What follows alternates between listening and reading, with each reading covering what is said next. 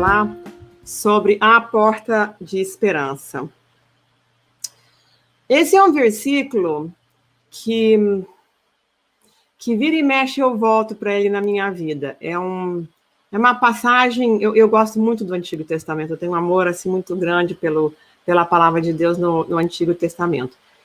E essa é uma palavra que vira e mexe e volta para mim, porque eu acho assim que é de uma expressão de uma importância e sempre fala mais para nós. E nesses dias assim de pandemia que a gente tem vivido, muitas pessoas têm realmente vivido um vale de aflição, né? Então eu resolvi compartilhar com vocês um pouco sobre isso, mais uma vez, porque eu acho assim que nós temos muito para aprender da palavra de Deus e sempre tem coisas novas aí para nós. Então, vamos lá. De Oséias 2, de 14 e 15, diz assim: eu vou atraí-la e eu vou levá-la para o deserto, e ali eu vou falar com ela com carinho. Ali devolverei a ela as suas vinhas, e eu farei do vale de Achor, né, que significa aflição, ou problema, ou desgraça, uma porta de esperança. Né? E é isso que nós queremos compartilhar com vocês hoje. Então, da onde vêm as nossas vivências de deserto, né? De onde é que vem essa coisa, assim, de sofrimento, né? A tendência da gente achar, não, isso é coisa do inimigo, as coisas, né, vêm realmente tudo do inimigo, tudo que é bom vem de Deus, tudo que é ruim vem do inimigo, o que em parte realmente é verdade, porque Deus só pode nos dar coisas boas. E a tendência de achar que quando a gente vive essas experiências de deserto, né, que foi alguma coisa, ou um pecado que eu cometi, e às vezes né, as consequências das coisas da gente, mas nem sempre, né, a gente sabe que às vezes as coisas vêm realmente do inimigo, e às vezes as coisas são consequências natural do que acontece nesse mundo tão imperfeito que nós vivemos.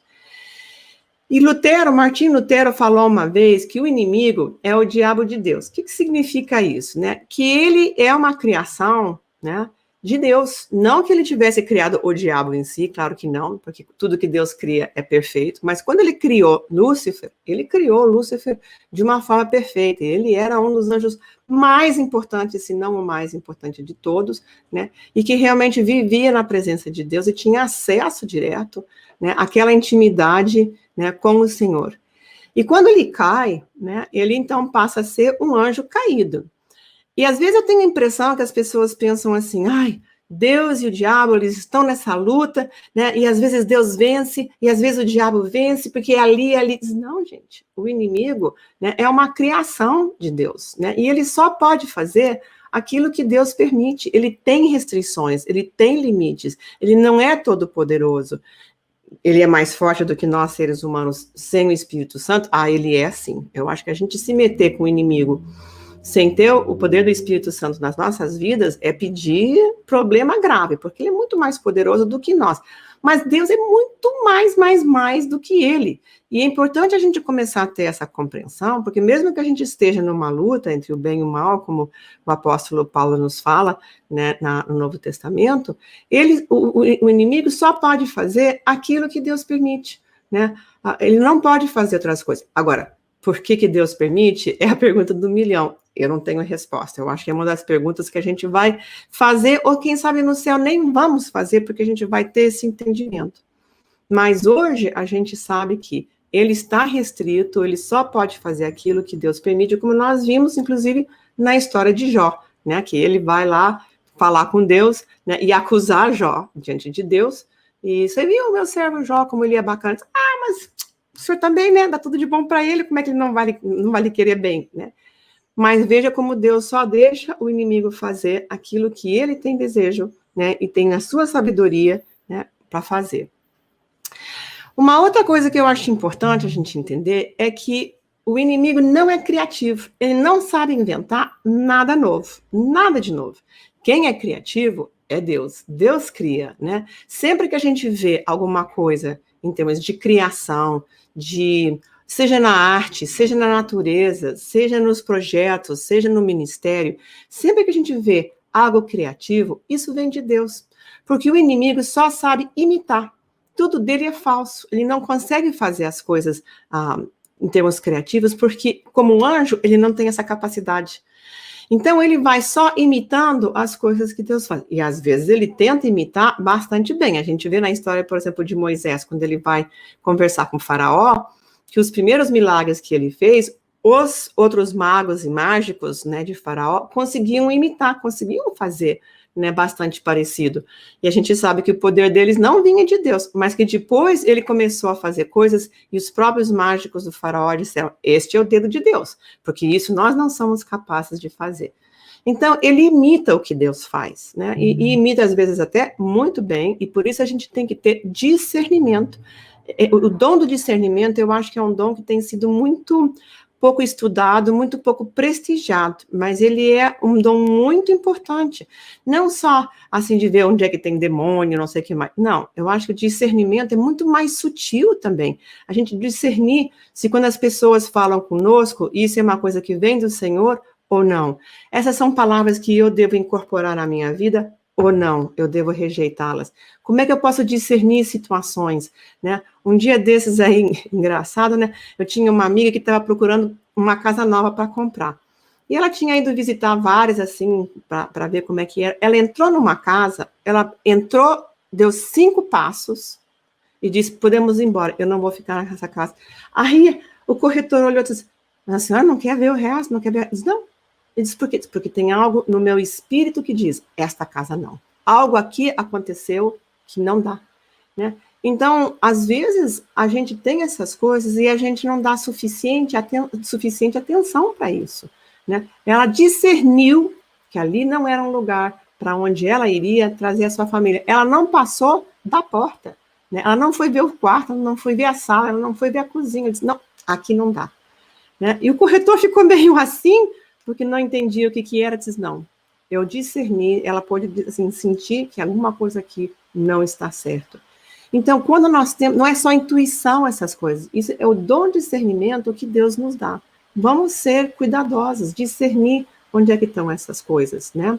Ver o que é imitação, o que é verdadeiro, né? As pessoas dizem que quando a gente vai discernir entre o dinheiro falso e o dinheiro verdadeiro, eles não ensinam o falso, eles ensinam os caixas a trabalhar com o dinheiro verdadeiro.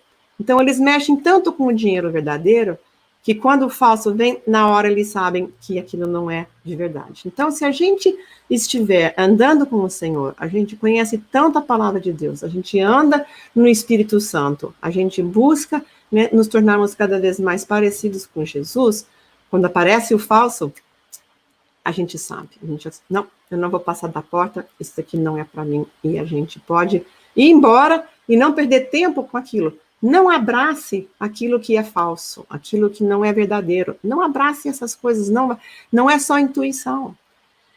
Gente, o inimigo, a gente sabe que ele é o pai das mentiras.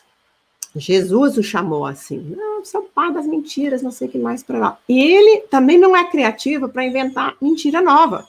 Ele continua contando as mesmas mentiras. Então, se nós estudamos a palavra de Deus, né, com o tempo, a gente vai conhecendo e reconhecendo essas mentiras de forma que, pum, mais uma vez, a gente disser, eu estou ouvindo, eu já ouvi essa mentira em outro lugar e eu já sei onde é que é. Eu não preciso realmente ir muito longe para saber que isso daqui também não é para mim. O problema, eu como psicóloga, especialmente que eu trabalho muito com trauma, com experiências adversas, né, com as experiências difíceis, muitas de nós que vamos estar apresentando aqui com vocês, trabalhamos nessa área. Uma das coisas que a gente aprende é que quando as pessoas vivem experiências traumáticas, elas incorporam, elas passam a crer nas mentiras ligadas a essas experiências. Porque essas rupturas, essas quebras da nossa vida, que os traumas, que as experiências difíceis nos trazem, elas abrem uma porta onde a gente pode, né, incorporar ou abraçar, sem se dar conta, né, inconscientemente, algumas dessas mentiras. Essas mentiras, elas entram no nosso cérebro, inclusive a nível neuroquímico. E parte do trabalho que a gente faz, especialmente com essas novas terapias de reprocessamento, como MDR, como Brainstorming, como outras, é romper o poder dessas mentiras nas nossas vidas. E faz. Então, nós temos, eu acho que na igreja, muita atenção né, para a salvação espiritual, que é fundamental, porque sem isso a gente não tem a vida eterna. E a Mariane vai estar falando conosco, de certa forma, sobre a salvação física, mas as igrejas têm pregado muito, né, o poder de Deus para curar fisicamente as nossas doenças. Mas parte da nossa proposta com Asas de Cura é justamente ajudar as pessoas a darem atenção para o que nós precisamos curar a nível emocional, né, a redenção, a salvação, a cura emocional para os nossos corações feridos, né, que tantas vezes a gente não sabe como fazer, como oferecer para as pessoas. É isso que nós queremos oferecer para vocês, de forma que a gente possa romper o poder dessas mentiras na vida das pessoas, porque a gente vai acreditando, mesmo sem se dar conta. Todo mundo tem um diálogo interno, todo mundo tem uma voz que fala, uma não, às vezes são muitas, né, porque a gente tem muitos papéis internos, né? Um dos meus livros chama Curando a Galera que Mora Lá Dentro. A galera tem muita coisa lá dentro mesmo, e às vezes a gente tem, né, uma criança rebelde, uma adolescente que não quer fazer as coisas, está deprimida, né? Às vezes a gente tem, minha mãe dizia que médico e louco, todo mundo tem um pouco, né? Inclusive, eu falei isso para uma médica um tempo atrás, e diz, olha, doutora, todo mundo tem um médico que mora lá dentro. Se a senhora não convencer o médico interno do seu paciente, né, ele não vai fazer o que a senhora está falando. Na saída, ele já joga fora a receita, porque ele não vai nem tomar o remédio, muito menos fazer o tratamento. E um tempo depois, quando eu voltei lá, eu me lembrei do que você falou. Inclusive, eu disse isso para o meu paciente, porque ele não estava acreditando. Eu disse, olha, se você não acreditar, se eu não conseguir convencer teu médico interno, ele não vai fazer isso. Então, nós temos muitas vozes dentro de nós, né? Médico, louco, né? Entusiasmo, criança, adultos, né? Então, a gente precisa ir curando isso de forma que todo mundo lá dentro da nossa galera, possa andar junto. A palavra de Deus diz podem duas pessoas andar juntas se não estiverem de acordo? Então, os nossos papéis também precisam ser curados, de forma que a gente possa, todo mundo lá dentro, da nossa galera, andar junto. E quando a gente anda junto, a gente pode ir rompendo o poder dessas mentiras nas nossas vidas. As nossas experiências de deserto, né, elas são difíceis, né? Eu não vou dizer assim que deserto é um lugar bom. Não, deserto é um lugar difícil. As pessoas que já viveram muitos anos, se criaram no deserto, me falam que o deserto tem uma beleza única, singular, fantástica. Mas para nós, réis mortais, que vivemos mais em cidades, ou então áreas rurais, onde tem muito mais verde, por assim dizer, o deserto para nós é um lugar muito difícil, né? Mas Deus não desperdiça nada na sua economia, nada é desperdiçado. Tudo que acontece conosco, Deus redime, Ele restaura, Ele arruma, Ele conserta, Ele cura, né? Nada é desperdiçado nas nossas vidas, se nós podemos levar isso às mãos de Deus. Então, a própria experiência de deserto é uma coisa que Deus vai usar nas nossas vidas se a gente submeter isso para Ele. Né, se a gente entender o que nós estamos fazendo neste lugar, para que nós estamos nesse lugar e o que o Senhor quer, né, conosco nesse lugar. E a gente vai estar falando disso. Porque justamente o propósito de Deus neste lugar de deserto é que a gente se torne cada vez mais parecido com a pessoa de Jesus Cristo. Eu acho que isso que, para mim, é importante a gente sempre estar levando em consideração, né? O que nós estamos fazendo nessa vida, né? Entre as muitas coisas, nos tornarmos mais parecidos com Jesus. Né? Hoje eu olho para trás e vejo, poxa, já andei, mas quando eu olho para Jesus, eu digo, ai, como me falta ainda poder, né, curar mais coisas, aprender mais, conformar o meu caráter cada vez mais à pessoa do Senhor Jesus. Eu vejo que falta muito, mas esse é o nosso propósito. E às vezes, Deus, quem sabe, nos leva para esse deserto, justamente para a gente poder, né, trabalhar isso. Agora, nada pode nos separar do propósito de Deus para as nossas vidas em Jesus Cristo. Nada. A gente sabe que a palavra de Deus nos diz que nada pode nos separar do amor de Deus. Né? Que se o Senhor é por nós, quem será contra nós? Não tem nada que pode nos separar. Então, os planos de Deus são justamente para nos dar um futuro, para nos dar uma esperança. Mesmo que a gente não entenda, e vamos combinar, gente, tem muita coisa que acontece na vida da gente que a gente não entende, né? Se me pedir explicação por que isso aconteceu, não sei te dizer, né? Mas a gente sabe em quem nós temos confiado. Mesmo que a gente não entenda o que está me acontecendo, eu sei em quem eu posso confiar para cuidar de mim, para me ajudar a atravessar esse deserto, esse vale de aflição, essas dificuldades, né, que a gente está enfrentando.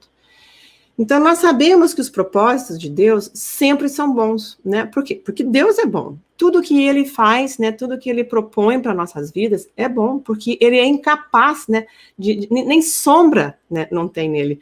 Tem pessoas que disseram que tiveram algumas experiências, assim, de ter ido para o céu, ou passado um tempo lá, e várias pessoas já comentaram, no céu não tem sombra, as pessoas não têm sombra, porque não tem escuro, né? Não tem para que isso. Então, tudo que é do Senhor, tudo que vem dele é bom. Então, se a gente estiver vivendo uma experiência de aflição, uma experiência difícil, Deus vai usar isso para bem. De alguma forma, Ele vai transformar isso nas nossas vidas para nos conformarmos mais à pessoa de Jesus Cristo e curar coisas se a gente oferecer isso a Ele. A gente se lembra, né, que a vontade de Deus sempre, ela é boa, ela é perfeita, ela é agradável. Né? Às vezes as pessoas dizem, ai, seguir o Senhor é um negócio tão difícil, um negócio tão complicado. E eu viro para elas e dizer assim, experimenta o outro lado. Experimenta, então, a desobediência. Você não viveu na desobediência? Você já provou a desobediência para ver se isso é bom? Né? Como assim? Pois é, se você acha que é difícil, né, viver a vontade de Deus, que é boa, perfeita e agradável, você tem opção, né? Você pode viver o outro lado. E aí as pessoas dizem, não, essa aí eu também não quero. Não, eu também não quero. Né?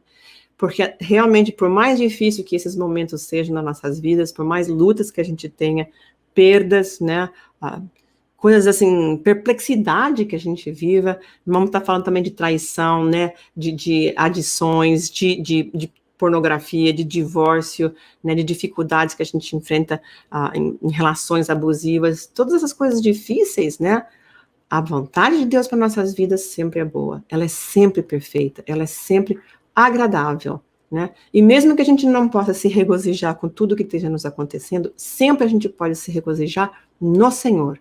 Ele sim é a fonte da nossa alegria, né? Deus tem tanta paciência com a gente que se a gente não aprende as coisas na primeira volta, Deus nos dá outras oportunidades. Não existe reprovação nas provas de Deus, né? Eu, quando dou provas para os meus alunos, assim, você precisa acertar pelo menos 70% da prova, que senão você vai ser reprovada, né? E aí você vai ter que ou fazer a prova de novo, ou procurar repetir a aula, ou fazer algumas coisas assim. Com Deus, não tem nem reprovação. Não deu certo dessa vez, deixa estar, Jacaré, nós vamos te dar outra chance, a gente vai dar outra volta, né? O povo de Deus não conseguiu acertar, né, a terra prometida na primeira volta ao redor da montanha, tem problema não, a gente vai dar outra volta, nem que leve 40 anos, a gente vai aprender a lição. Então, Deus nos dá outras oportunidades. Às vezes as pessoas acham, a oportunidade só bate na porta uma vez, e eu perdi a minha oportunidade, eu perdi aquela pessoa, eu perdi a oportunidade de ganhar dinheiro, de fazer... Mas olha, aquela sim se foi, mas isso não quer dizer que Deus nunca mais vai nos dar outras oportunidades, né, para as coisas se cumprirem nas nossas vidas. Então, ele tem misericórdia, ele tem paciência, ele tem compaixão, ele sabe do que nós somos feitos, né, porque ele nos fez. Então, ele vai nos dar outras oportunidades também. Quem é que nos leva ao deserto, né? Muitas vezes as pessoas acham, é o inimigo que nos leva ao deserto, mas quando Jesus vai para o deserto, quem o levou foi o Espírito Santo. E às vezes as pessoas se esquecem disso, né? É o Espírito Santo que leva Jesus ao deserto. Então, muitas vezes, as coisas que a gente enfrenta, que a gente não entende, quem nos levou para esse lugar foi o Espírito Santo. E se acreditamos que a vontade de Deus é boa, perfeita e agradável, então nós estamos nesse lugar por um propósito de Deus, porque Ele quer que a gente esteja aí. E o que Ele quer fazer aí? Ele quer trabalhar e curar os nossos corações. Às vezes, assim, não tem outro jeito do mundo calar, né? O barulho é alto, eu faço muitas coisas, eu tenho muitos projetos, eu não tenho tempo para ficar parada, para ficar quieta, para ficar quieto em algum lugar. Deus diz, não tem problema não, eu vou te aquietar, eu vou te aquietar. A gente vai para o deserto juntos, e lá nós vamos nos aquietarmos. E ali nós vamos fazer as coisas que você precisa fazer, né? Para você aprender a ter um outro coração, a trabalhar esse coração, né? Arrumar isso daí, tirar as farpas do coração, que eu sempre falo que muitas vezes as experiências que nós temos criam farpas nos nossos corações. Então Deus vai dizer, não, vamos lá para o deserto, vamos ficar quietinho, eu e você, né? O Espírito Santo vai te ensinar onde é que eu quero conversar com você. É Ele quem nos leva, porque Ele quer trabalhar o nosso coração. E eu acho que assim, eu sempre me comovo muito quando eu leio isso, né? Porque é nesse lugar onde Deus quer falar com ternura, né? Deus quer falar com ternura aos nossos corações. Ele quer falar ternamente, Ele quer falar para o meu coração, não para a minha cabeça, não para os meus pensamentos, não.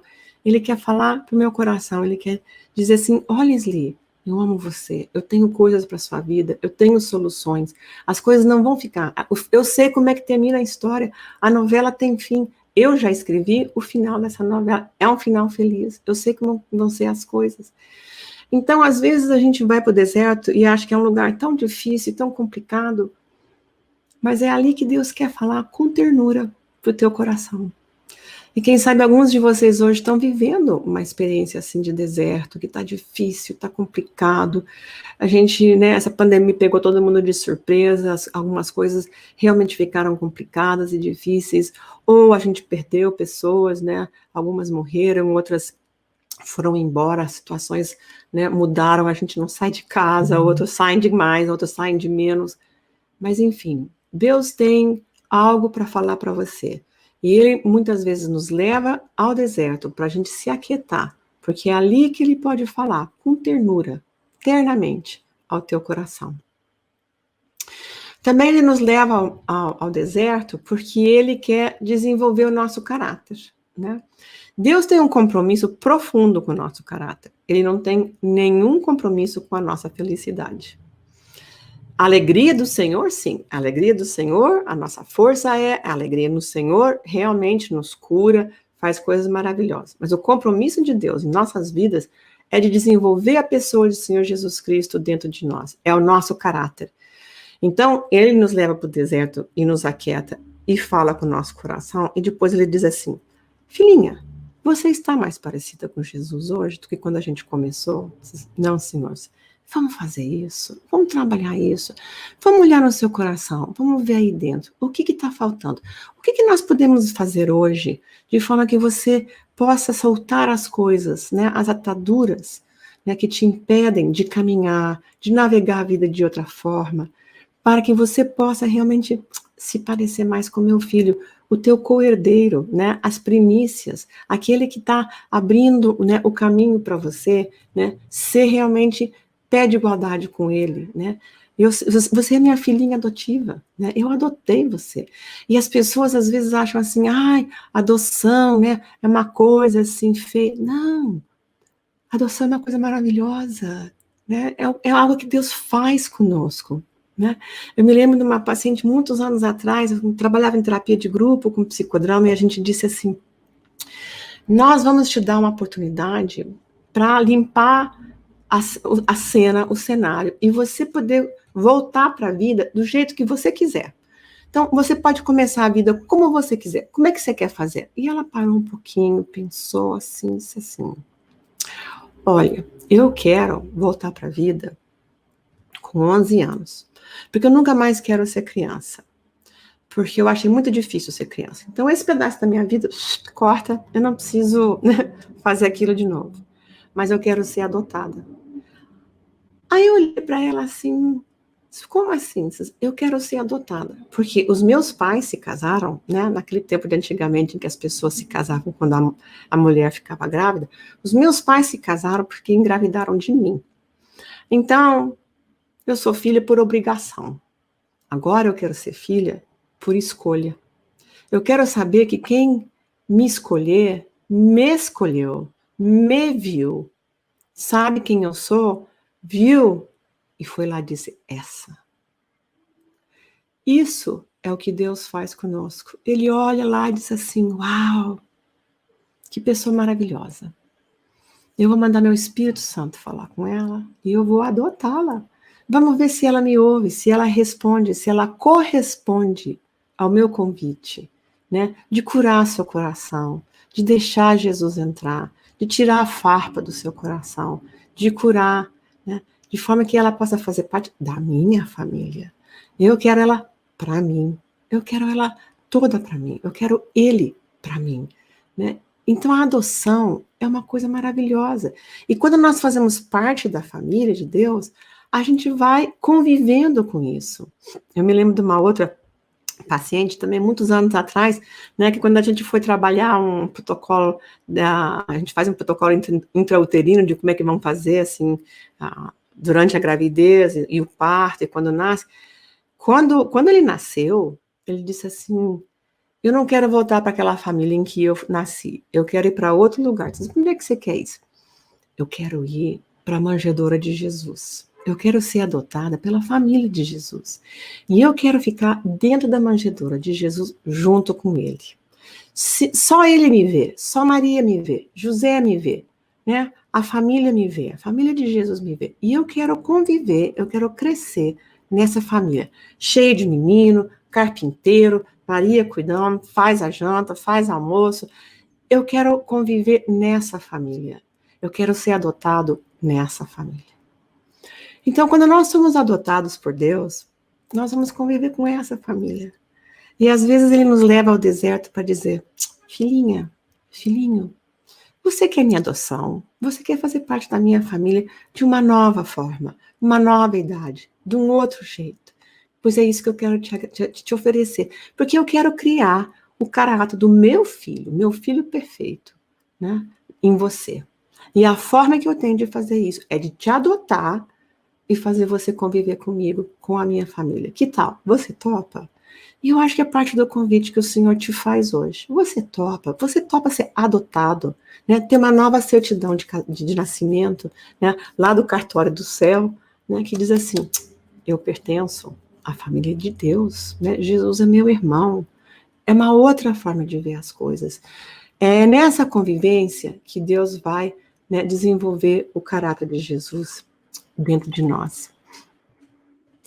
Quando Deus nos leva ao deserto e nos fala eternamente ao coração, o que é que ele nos diz? Né? Eu acho assim, ele diz muitas coisas, né? E ele diz coisas específicas para cada pessoa. Né? Eu não tenho a pretensão de achar que eu sei, né, tudo que as pessoas falam.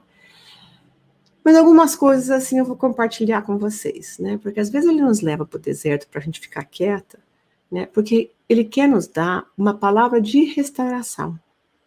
Ele quer dizer assim, eu quero te devolver tudo que o gafanhoto comeu.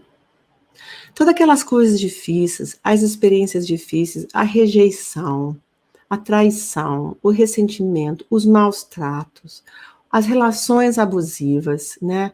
As coisas que te aconteceram, a sedução, os abusos, os acidentes, as mortes, né? Os pânicos, a paura que a gente já viveu. Tudo isso que você viveu, eu quero restaurar na sua vida.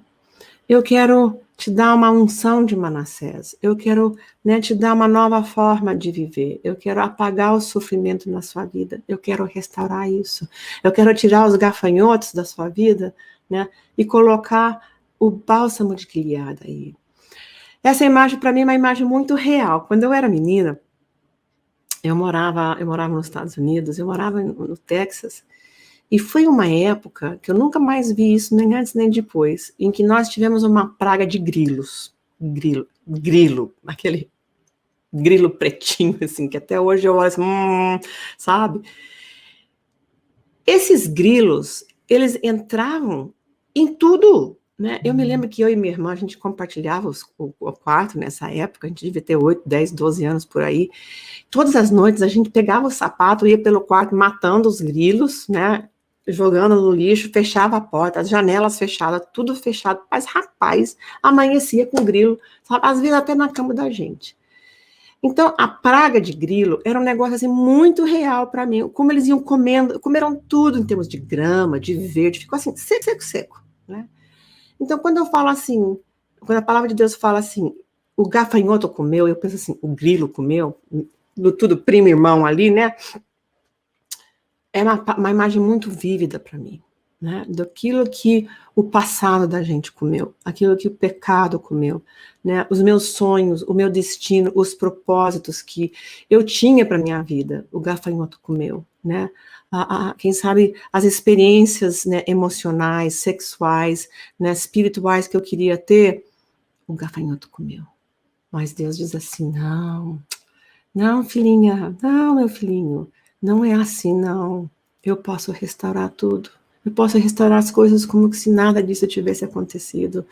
Eu te dou novos propósitos, eu te dou novos sonhos, eu te dou nova saúde, eu te dou novas lembranças, porque Ele apaga as coisas e Ele restaura até o que a gente pensa.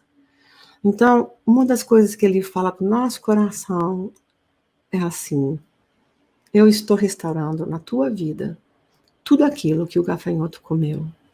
Receba hoje aquilo que o Senhor está restaurando. Deus também quer transformar o nosso vale de aflição numa porta de esperança, que é o nome da nossa apresentação hoje, né? E isso, para mim, também é uma coisa muito vívida, né? Eu me lembro de uma experiência que eu tive uma vez na terapia, né? Eu estava fazendo terapia.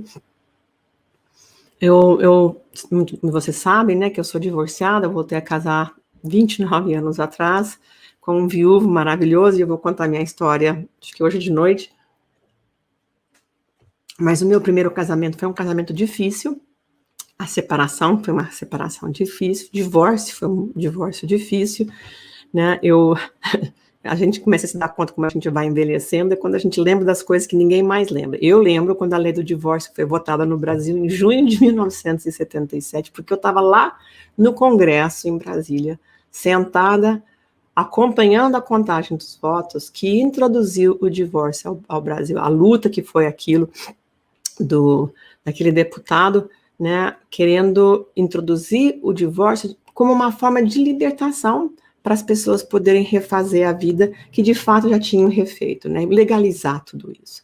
Eu nunca imaginei que aquela lei fosse me beneficiar. Nunca. Na minha vida, né, eu achei. É uma coisa histórica, eu sou meio colada nessas coisas de história, eu vou lá ver porque eu sou curiosa mesmo. Então fui lá.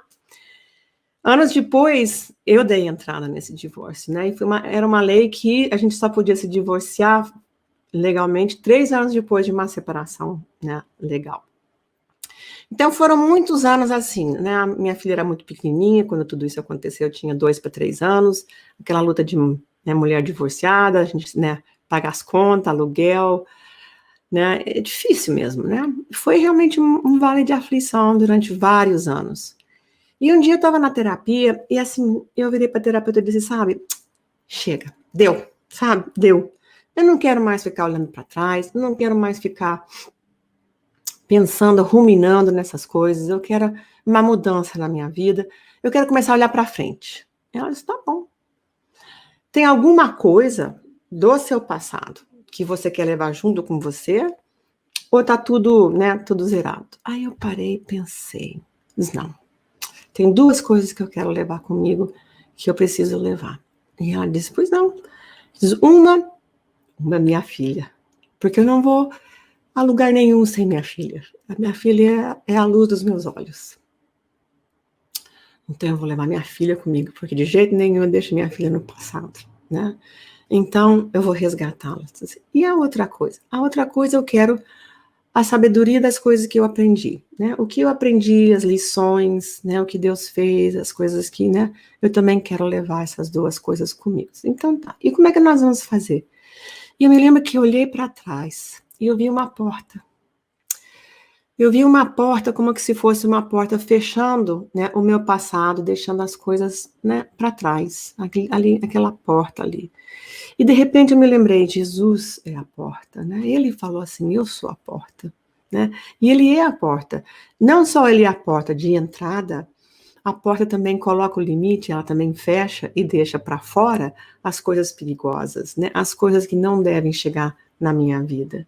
E de repente eu vi aquela porta e eu disse, não, agora eu vou levar minha filha, as coisas que eu aprendi, a minha sabedoria. Jesus vai fechar essa porta e nunca mais isso vai abrir. Essas coisas, né, que me fizeram mal, que já curaram, as astilhas que saíram do meu coração, isso vai ficar fechado no meu passado, né? Eu vou poder lembrar, eu vou poder ver, mas eu não vou precisar mais viver aquilo, nem lidar mais com aquilo, porque Jesus é a porta. Jesus é a nossa porta de esperança. É Ele quem abre e fecha. Ele mesmo diz, eu abro portas, eu fecho portas, né? Mas Ele é a porta. Então, quando Ele é a nossa porta, Ele é o nosso filtro, Ele é o nosso discernimento, né? Nós podemos confiar que nós estamos bem cuidados, que nós realmente podemos ir para frente. E essa é uma das coisas que Deus quer falar para você, que está vivendo no deserto hoje. Quando nós estamos nesse deserto, lembrem-se disso. Deus quer transformar esse vale de aflição, este deserto, nessa porta de esperança, que é Jesus. O deserto também é um lugar de purificação. Não é uma palavra popular hoje em dia, ninguém gosta disso, mas isso caiu bem de moda, né? Mas a gente precisa realmente se desfazer de certas bagagens, certas equipagens extras que a gente não precisa. Muitos anos atrás, eu e meu marido fizemos uma caminhada muito longa, de vários dias, né?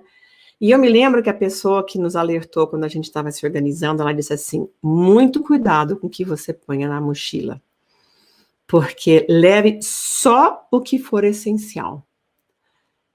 No segundo dia, no final do primeiro dia, você vai se arrepender daquilo que você está levando, que foi desnecessário, porque pesa horrores.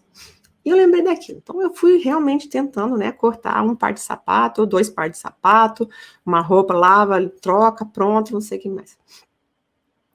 Ela tinha razão. Olha, 3 ou 4 horas depois de caminhada, com aquela mochila, né, com uma coisinha enrolada para a gente dormir, caminho e tudo, aquele negócio estava pesado. E aí a gente senta e começa a ver o que eu posso tirar daqui, né, para minha mochila ficar mais leve. E esse é um lugar que Deus faz isso conosco. Ele diz assim, vamos lá para o deserto, dá uma olhadinha nessa mochila que você está carregando aí dentro de você.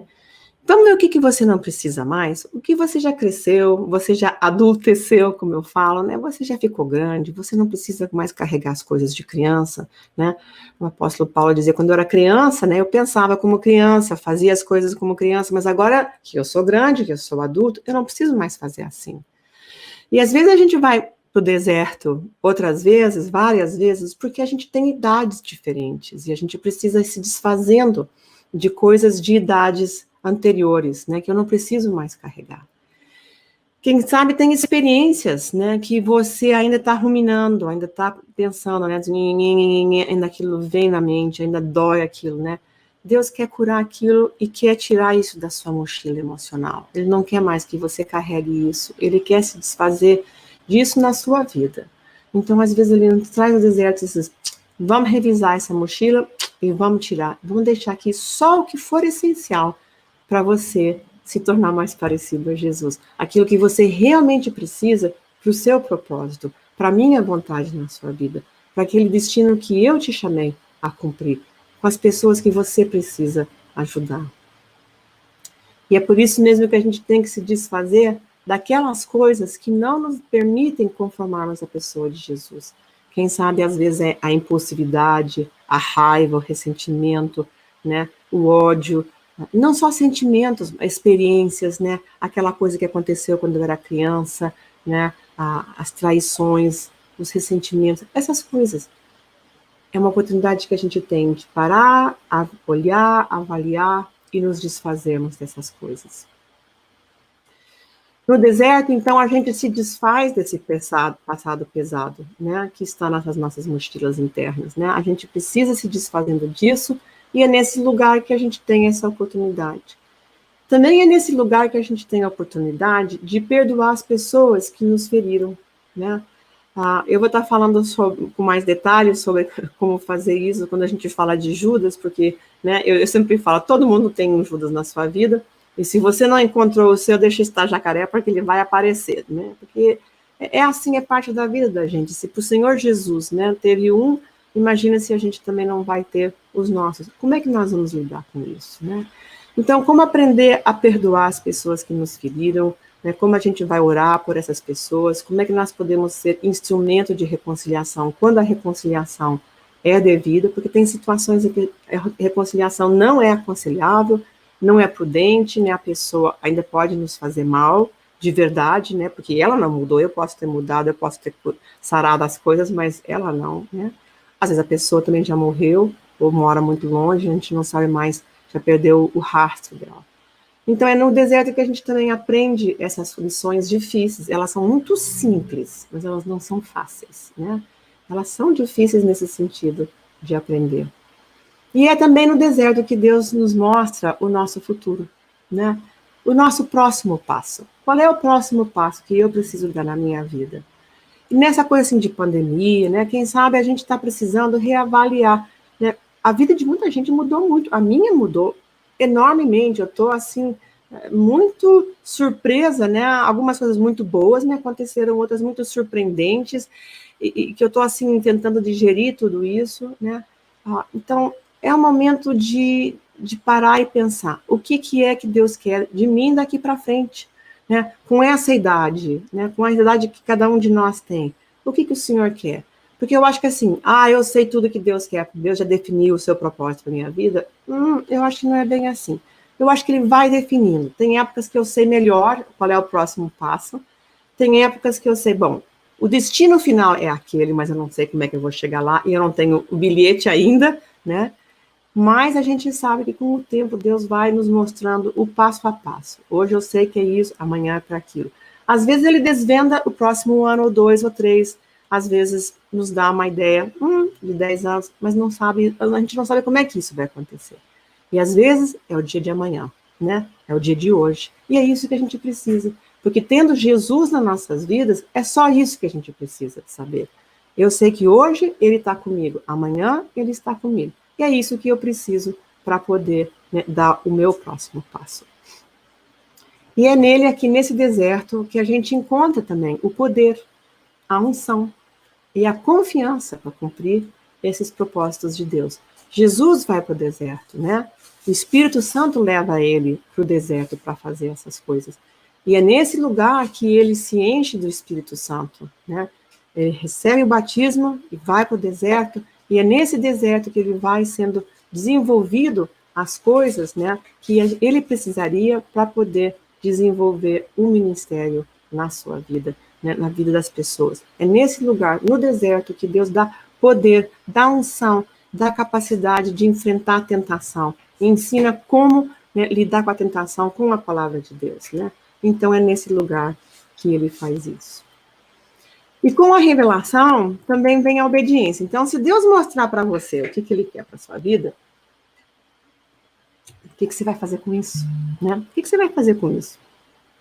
E eu acho importante, né, a gente pensar, porque nem sempre as pessoas obedecem. Mas é a obediência que vai nos ajudar a poder cumprir esses propósitos. Parece óbvio, mas nem sempre é tão simples assim, né? Eu falo muitas vezes que a cidade de refúgio que nos protege é a obediência. A obediência em si não me cura, mas ela me coloca no lugar onde a cura pode acontecer, né? Então ela me protege. Existiam leis, né, no Antigo Testamento, nas cidades de refúgio, quando Moisés recebeu a palavra de Deus, ele recebeu a instrução de que haveria 6 cidades que eram chamadas de cidades de refúgio. Então, se alguém, por exemplo, matasse outra pessoa sem querer, que não foi assim, um assassinato, um homicídio, né? Não foi com intenção, aconteceu, né? Caiu o machado e a pessoa, né, morreu porque sangrou, porque pegou na cabeça, seja o que for. Então, como é que chama? O vingador de sangue, né? Ele podia ir atrás dessa pessoa e matá-la, né? Porque olho por olho, dente por dente, aquela coisa. Mas se a pessoa fugisse, né, para essa cidade de refúgio, ele não podia pegar, ele ficava protegido. Mas ele tinha que ficar lá até que morresse o sumo sacerdote. E esse sumo sacerdote podia morrer no dia seguinte, ele podia morrer daqui a 50 anos, né? Mas se ele saísse da cidade de refúgio, o vingador de sangue podia matá-lo. Então, a cidade de refúgio é esse lugar da obediência, né, que nos protege e que nos impede do vingador de sangue nos pegar. Né? A gente pode ficar ali e a gente vai ficar, né, num lugar realmente, né, protegido. E por isso que a obediência é tão importante, porque se a gente sair, a gente fica exposto. Né? Eu me lembro também do exemplo na vida de Davi. que teve com Salomão, na vida de Davi teve um Simão, que quando ele fugiu de Absalão, né, falou um monte de besteira para ele. E quando ele ia morrer, ele falou, o fulano aquele ali, né, ele não se portou bem comigo, você vê como é que você faz com ele. Anos depois, né, Salomão chamou o cara e disse assim, olha, tem uma série de coisas que eu quero falar com você, mas eu acho o seguinte, em vez de você, né, fazer as coisas de qualquer jeito, eu tô te castigando assim, você vai ficar na sua cidade, você não vai sair, por razão nenhuma, é desse jeito, combinado? E ele achou, tá bom, é o meu castigo, eu realmente mereço isso. Mas, são 1 ano, 2 anos, né, sumiram os burros dele, e ele saiu da cidade e foi, né, atrás do que era dele, né, os burros. E alguém contou para o rei. Aí o rei chamou e disse assim, não falei para você que era para ficar lá na sua cidade, quietinho, sem sair, falou, você não me disse que você concordava, você achou que estava bom assim? Você me disse assim, é verdade. Então, você desobedeceu e com isso você vai morrer. E ele foi morto. Né? Então, quando a gente sai desse lugar de obediência, a gente se expõe. Então, às vezes, a gente enfrenta situações muito tentadoras, difíceis, algumas situações, inclusive, sedutoras, né? Onde a gente tem a tentação realmente de fazer as coisas de uma forma que não agrade o Senhor. Mas lembre-se, se a gente sair, nós estamos expostos ao vingador de sangue. E aí ele tem direitos legais sobre nós. Ele pode vir atrás, o inimigo pode vir atrás e fazer coisas aflitivas, inclusive, conosco, porque ele tem esses direitos. E, finalmente, né, qual é o resultado disso tudo? Esse aqui é um versículo que também eu tenho, assim, muito amor, né? Porque diz assim, eu corro, né? Eu corro pelo caminho dos teus mandamentos, porque tu, Senhor, puseste em liberdade o meu coração. Então, depois que a gente vive essa experiência de deserto, a gente encontra a porta da esperança, que é Jesus, né? A gente aprende a andar em obediência. Deus diz assim, vamos correr juntos, né? Pelos meus mandamentos, né? Porque eu quero colocar em liberdade, quero dar liberdade ao teu coração, para você ser livre, para você ser feliz, para você ter alegria, para você cumprir os meus propósitos, para você ter esperança na sua vida. Então, ele nos chama a ter este coração livre, né? Livre para viver em santidade, que também é uma palavra que caiu de moda, né? Ninguém fala mais em viver uma vida santa, né? Mas Deus não caiu de moda, e a sua palavra não caiu de moda. Nós somos chamados a viver em santidade. E eu sempre falo que sem sanidade, né? Sem a cura para o coração, a gente não consegue viver essa vida de obediência e a gente não consegue viver a santidade. Porque sem sanidade não tem santidade. E é a cruz de Cristo que faz essa diferença. É isso que nós precisamos. E às vezes são esses desertos que fazem com que a gente possa depois ter essa liberdade, de podermos ser livres para andar, correr, né, pelos caminhos, pelos mandamentos, né, do Senhor. Esse trilho que nos protege, né, essa obediência que nos protege. Podemos viver nos estatutos do Senhor, né, junto a Ele, né, e para sempre. Então, era isso que eu queria compartilhar com vocês hoje, né, deixa eu ver se eu consigo voltar lá, onde a gente estava, né, porque eu quero orar com vocês antes da gente terminar, e aí eu vou passar a palavra para a próxima palestrante. Vamos orar? Senhor Jesus, muito obrigada pela tua palavra, muito obrigada por tudo que está escrito, né, na palavra de Deus, que é a Bíblia. Agora, Senhor, sela em nossos corações aquilo que vem de ti. Restaura em nós aquilo que o gafanhoto comeu. Fala eternamente ao coração de cada pessoa que está ouvindo, Senhor, que está ouvindo hoje, que ainda vai ouvir no futuro. Fala eternamente, com ternura, né? Que nós somos os teus filhos adotivos, porque tu, Senhor, nos escolheste. Nós somos fruto do teu desejo, né? O Senhor foi lá e disse, eu quero essa daqui, eu quero aquele ali para mim. E nós te agradecemos por isso. Ensina-nos a andar em obediência, a entrar nessa cidade de refúgio e nunca mais sair. Que a gente possa realmente viver refugiados na tua vontade, do teu jeito, Senhor, nos teus mandamentos, nos teus estatutos. E dá-nos essa liberdade, cure os nossos corações, de forma que a gente possa realmente correr pelos teus mandamentos, pelo caminho dos teus mandamentos. e trazer-te glória naquilo que a gente fizer.